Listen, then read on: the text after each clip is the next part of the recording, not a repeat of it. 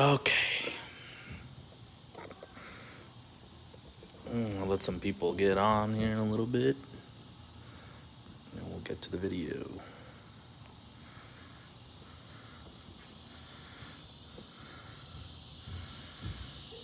So we're just going to do a quick live today.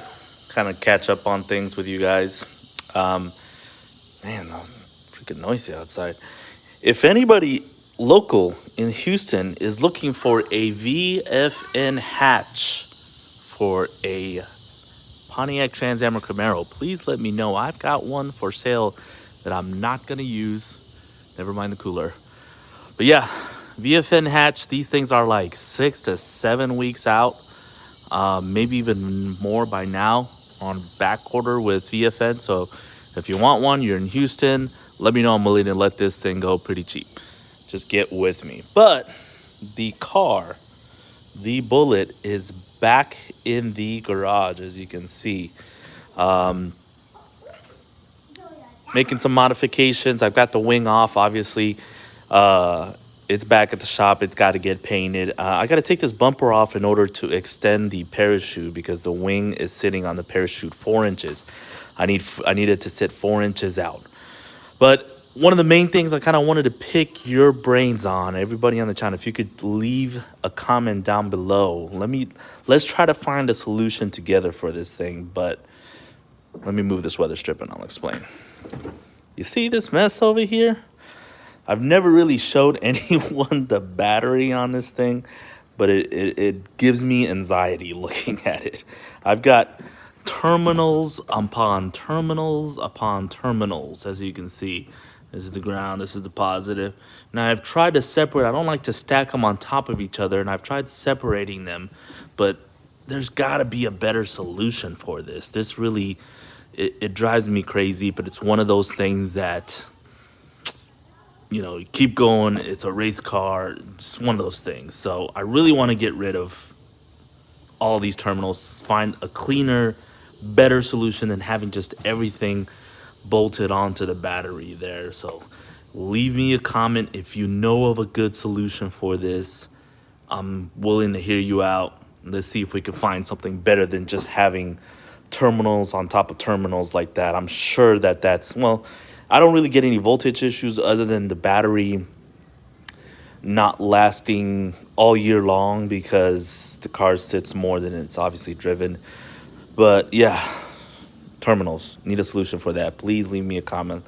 Let's find a solution for that together.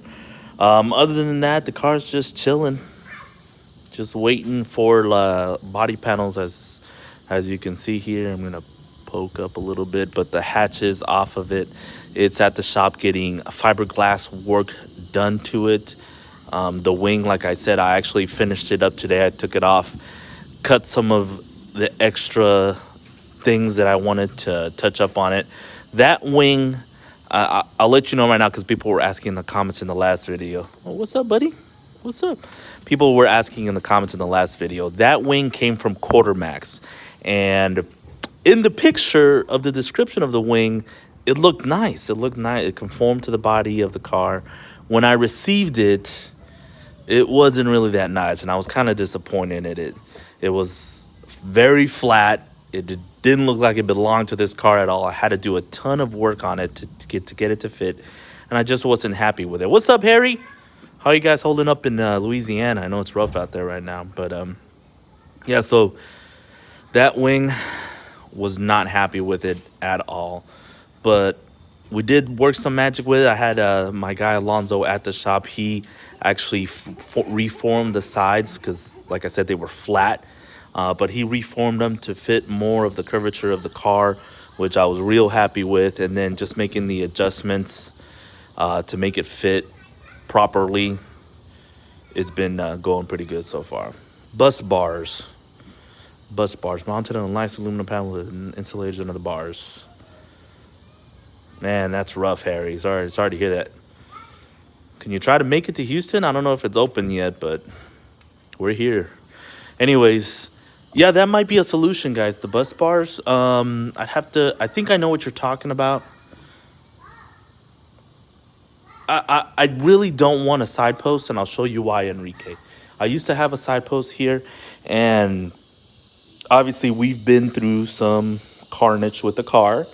So my fear is that with a side post, that the body will, there's a cutoff, but the body will touch the side post, creating, you know, arc issues and stuff. So that's why I've always strayed away from side posts and just have top posts, so that they're secure. Nothing can really, the body can't just jam up onto it and create a fire. So that's basically why I've stayed away from side posts. I only deal with top posts, but as you can see, it is a mess. There's just connectors on top of connectors there, and it drives me insane. It's one of the things I've never shown, and I was a little hesitant showing you guys, but I'm down to show you pretty much every square inch of this car. I'm not gonna hesitate anymore with it. You'll see the good and the bad. But yeah, that's the reason why, Enrique, on the side posts. But if we can find, like that guy, I think I know what that guy means by the bus bars. A good way to replace these maybe like he said, make a panel, an aluminum panel, and have a main power going to that, and that kind of being a distribution block to the rest. Yeah, I think I know what you're talking about. I've used those before, but they're very small, and some of these, like this big power wire, I think that's either the Holly or I think that actually goes to our control panel. That has to be directly connected to the battery. I know the Holly main ground and power also has to be directly connected to the battery. I think that's this wire right here, actually. Yeah. So those two have to be directly connected to the battery. But everything else, I think I can just route a very solid, good gauge wire to one of those bus bars, like you said, and then just have my distribution from there. So it's a lot cleaner, and I don't have this mess here. This right here is the fuel pump relays, one for each fuel pump, obviously from Motion Raceworks, and they just have a bunch of wires that I need to clean that up as well. They're just there's a lot of them. But other than that, the rest of the car is going pretty good. It's just one of those things that I've been kind of eyeing getting done while we got this downtime. As soon as I get my hatchback and the wing back, we're going to take the car to the shop, get it cleaned up because it needs a little bit of cleaning. Wire lacing. Yeah, I'll definitely watch that, Trevor. Thanks for that. But yeah, I need to clean up the car, maybe have it buffed, get some of the swirls out of it and the surface stuff that's on there, get it cleaned up, put my hatch on, put my wing on, put my hood on, and then I've got a perfect idea for the reveal video for what's up here that I'm trying not to show you guys. But yeah, I've got a great idea. I'm really excited to make that video. When we make that video, I'm also going to do the video that I've explained to you guys, where we go over basically the whole setup, everything that's new on the car from back to front, just like the original The Bullet WS6 setup video. It's doing really well on my channel. It's one of the top producing videos. So now that we've got tons of changes, it's now time to redo that video with everything new, explaining what's on the car, etc., etc. That's one of the questions I get most on this channel, is what's all done to the car. So that video is coming along with the reveal of everything that we've got going on. But yeah, pretty excited about that. We're just chilling in the garage today, trying to get rid of this hatch, and that's about it. That's all that's going on.